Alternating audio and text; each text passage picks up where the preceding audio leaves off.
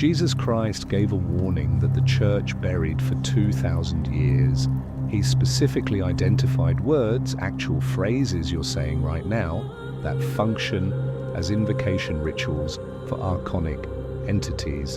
And I'm going to prove to you that every time you speak these phrases, you're opening dimensional doorways in your consciousness without knowing what you're letting in. This isn't metaphor, this isn't spiritual poetry.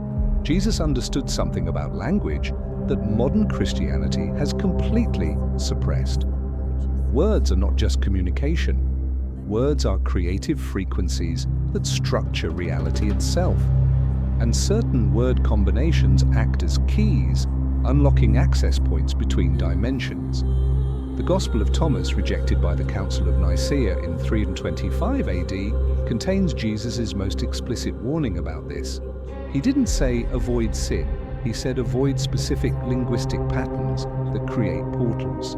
The church removed this text from canon because it gave people direct knowledge, direct power, and that threatened institutional control.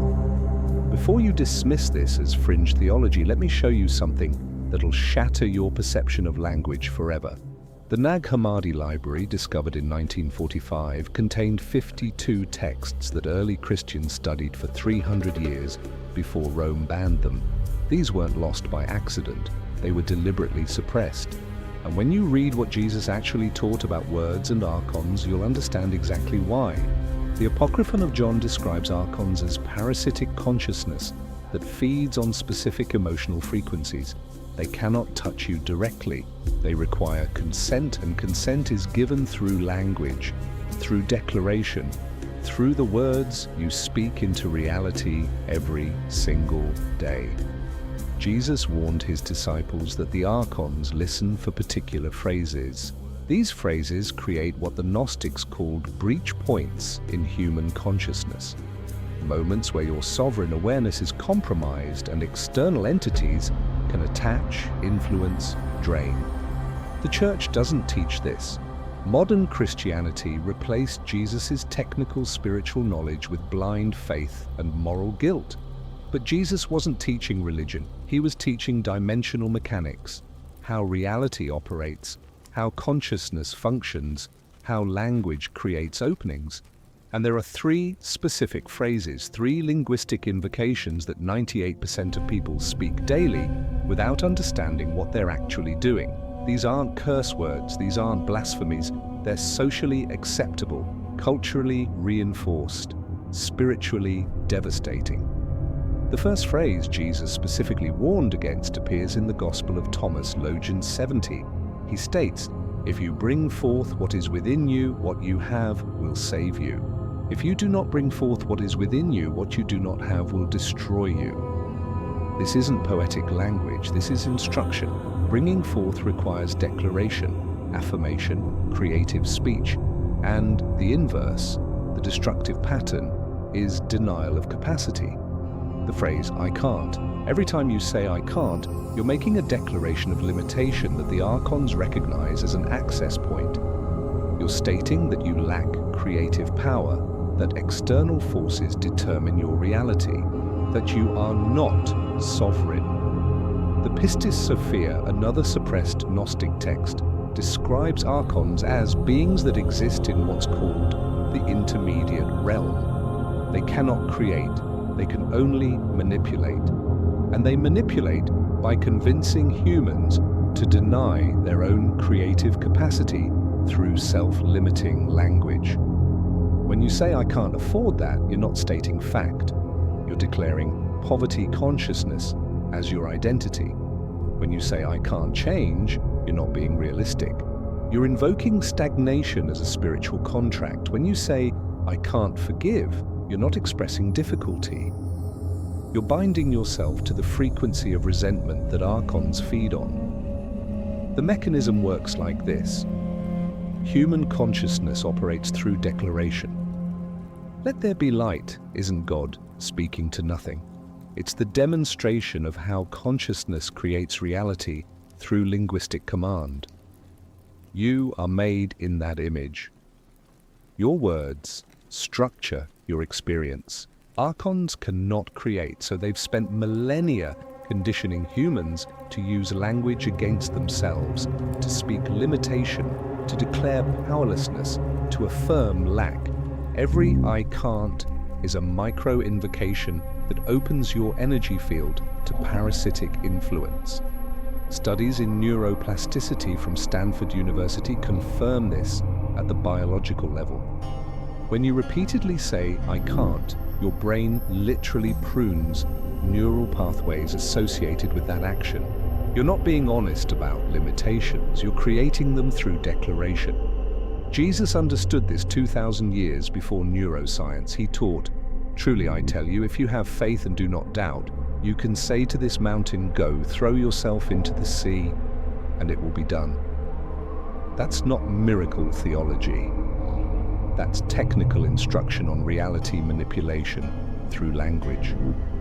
The replacement phrase is critical. Not "I can" as blind positivity, but "I am learning to" or "I choose not to right now." These maintain sovereignty. They don't deny your creative power. They redirect it without creating archonic breach points. The Council of Nicaea didn't just remove texts, they rewrote doctrine.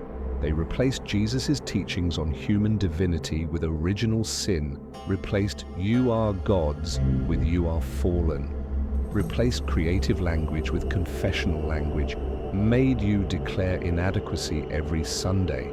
"I am a miserable sinner" is the most perfectly crafted archonic invocation in Christian liturgy, repeated weekly by billions. A global declaration of unworthiness that creates a planetary scale feeding ground for parasitic consciousness. Jesus never taught that. He taught recognition of divinity within. The kingdom of God is within you, not in heaven, not in a church, within, accessed through recognition, declared through language, protected by refusing to speak your own diminishment. The second archonic phrase is "I have to." This one's insidious because it masquerades as responsibility, as maturity, as doing what needs to be done. But it's actually a declaration of slavery. The Gospel of Philip states, "Freedom and slavery are given through choice. Those who choose slavery receive both freedom and slavery. Those who choose freedom are freed from slavery." This appears contradictory until you understand the mechanism. When you say "I have to go to work," you're not stating fact. You're declaring that external forces control your time, that you have no choice, that you are subject to powers outside yourself. This is slavery consciousness, and slavery consciousness is archonic food. The truth is, you don't have to do anything. You choose to work because you've decided the consequences of not working are unacceptable.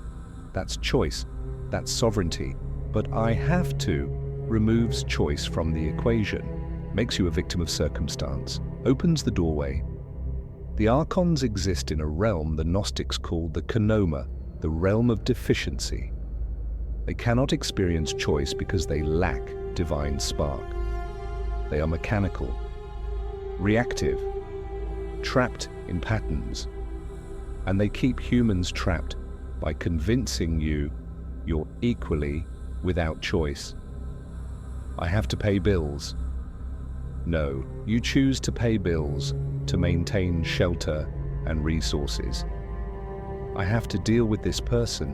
No, you choose to engage because the alternative seems worse. "I have to accept this."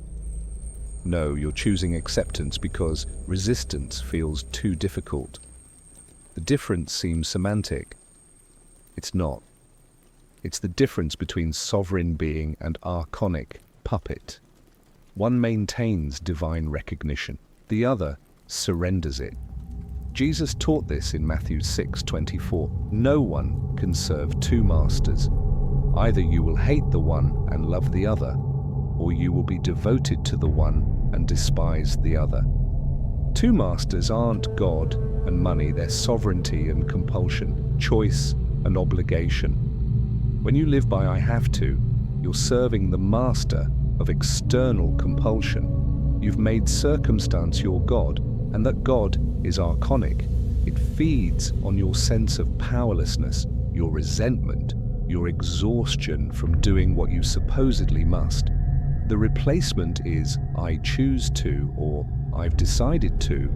Same action, completely different frequency. I choose to work because I value financial stability. This maintains power, acknowledges decision, keeps the doorway closed. Try it for one day. Every time you catch yourself saying, "I have to," stop, reframe, "I choose to." Notice what happens in your body, your emotions, your sense of agency. That shift is dimensional. That's you closing the access point. The Nag Hammadi text on the origin of the world describes how Archons create the cosmocrator, the world ruler, through human agreement to necessity. When enough humans declare, "I have to," collective reality bends toward compulsion. Systems of control solidify. Freedom becomes theoretical instead of lived. You break this not through revolution, through language, through refusing to speak the invocation, through maintaining sovereignty in every declaration. The third archonic phrase is "if only." This is the most dangerous because it combines two mechanisms: denial of present power and worship of alternative timelines. The secret book of John describes Archons as beings that exist outside linear time. They can perceive probability streams, potential realities, and they feed specifically on the energy humans generate when fixating on timelines that didn't happen.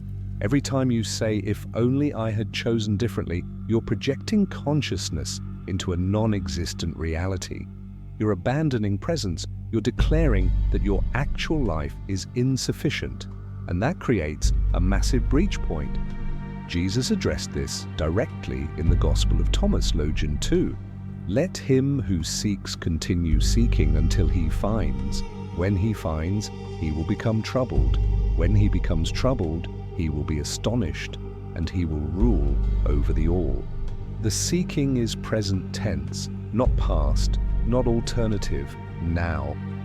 If only is the language of seeking in wrong directions. If only I had taken that job. If only I had married that person. If only I had invested differently.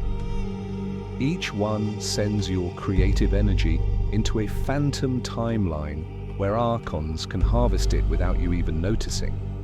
The Gnostic concept of the pleroma, the fullness of divine presence, can only be accessed in the now, not the past, not the imagined alternative, the singular moment of present awareness.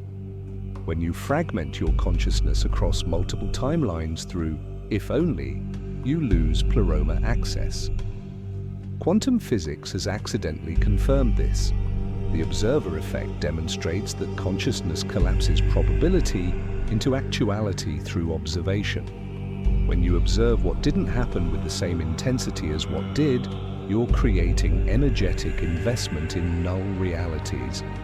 The Archons feast on this. They cannot access the pleroma. They cannot exist in true presence. So they've conditioned humans to flee presence through regret, through fixation on alternative pasts, through "if only."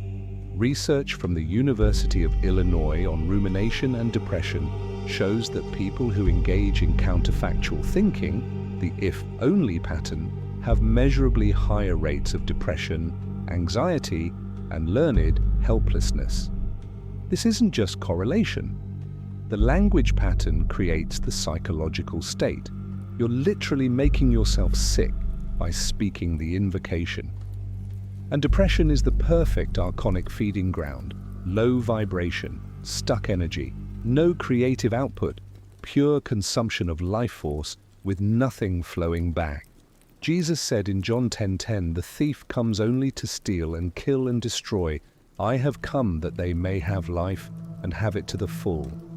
The thief is the archonic pattern. The life in fullness is presence, sovereignty, refusal to fragment across timelines. The replacement for "if only" is "I'm learning from," or "that experience taught me." Same past event. Completely different energetic signature. You're acknowledging the past without worshipping it. Extracting wisdom without abandoning now. That relationship taught me what I truly need in partnership. Not, if only I had stayed. That financial loss showed me where I wasn't paying attention. Not, if only I had invested differently. This closes the door, collapses the phantom timelines, returns your creative energy to the present moment where you actually have power to build something real. The reason you were never taught this in church is simple.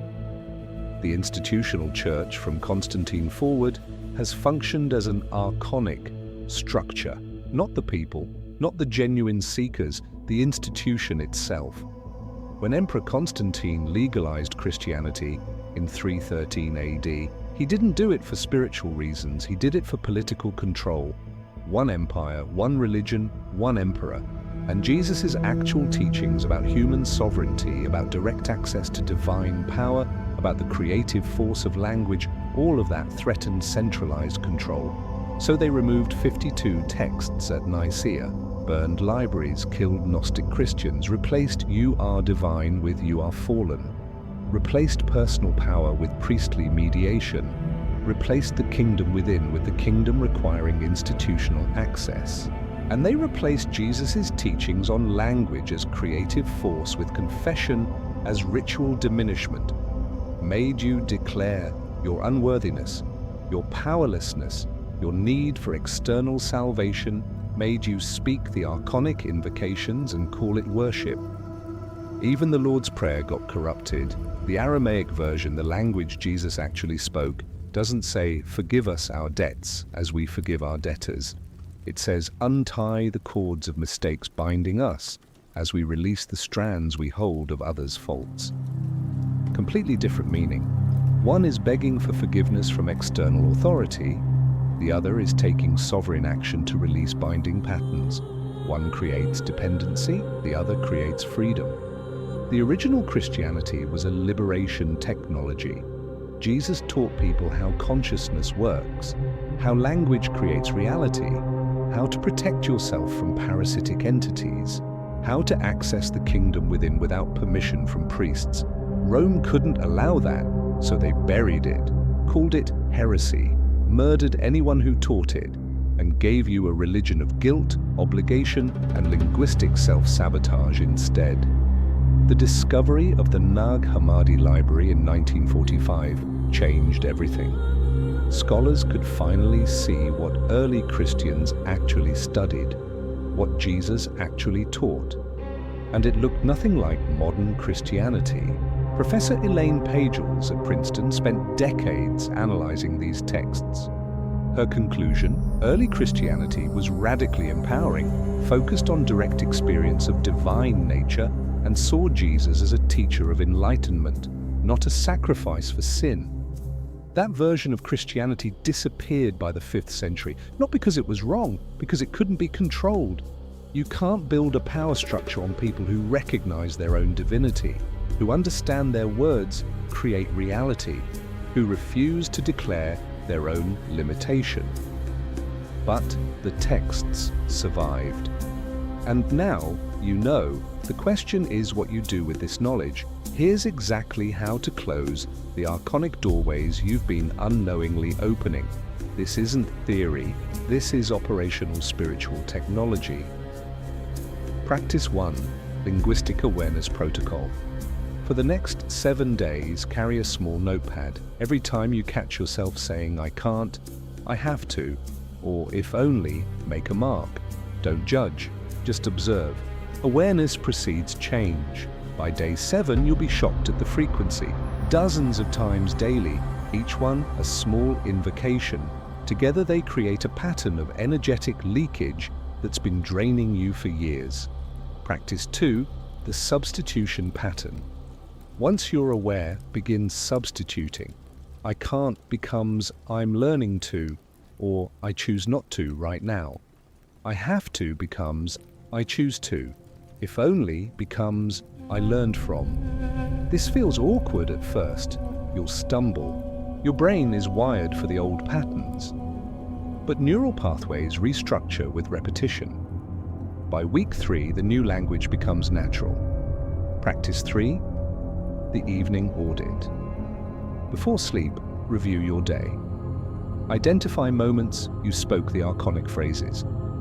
Don't spiral into guilt. That's another doorway. Simply acknowledge, visualize yourself speaking the replacement phrase instead, and release. This reprograms your subconscious. You're teaching your deeper mind to recognize the pattern and auto-correct. Within 30 days, the shifts happen automatically. Jesus taught in Luke 10:19, "I have given you authority to trample on snakes and scorpions and to overcome all the power of the enemy. Nothing will harm you." This isn't symbolic, it's technical. The authority is linguistic. Your divine nature expressed through sovereign speech.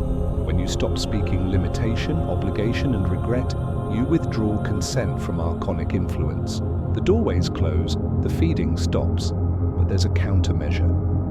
The Archons will increase pressure when you start closing access. Expect situations that make you want to say, "I can't." Expect obligations that make you want to say, "I have to." Expect memories that trigger, "if only." This isn't punishment, it's the system testing whether you're serious. Stand firm. Use the replacement phrases, the pressure will peak around day 10, then collapse. You're demonstrating sovereignty. The Archons move to easier targets. The kingdom of God is within you. Not metaphor, not someday, right now. Accessed through recognition of your divine nature, protected by sovereign language, maintained by refusing to speak invocations that compromise your creative power. Jesus didn't die to save you from yourself. He taught you how to save yourself through knowledge, through awareness, through mastery of the creative force that is language. The Church buried this for 2,000 years because empowered humans don't need institutional mediation. They access divinity directly. They create consciously. They live as sovereign beings instead of managed livestock. You now have the knowledge the Council of Nicaea tried to erase, the warning Jesus gave about words that open doors to parasitic entities, the specific phrases to eliminate, the replacement patterns that close the breaches. If this information shattered something in your conditioned understanding, that's the archonic programming breaking. Hit subscribe because we're deconstructing every suppressed teaching, every buried text, every truth the institution doesn't want you accessing. Comment below, "I am sovereign," if you're ready to stop speaking the invocations. Share this before the algorithm suppresses it. They don't want this knowledge spreading.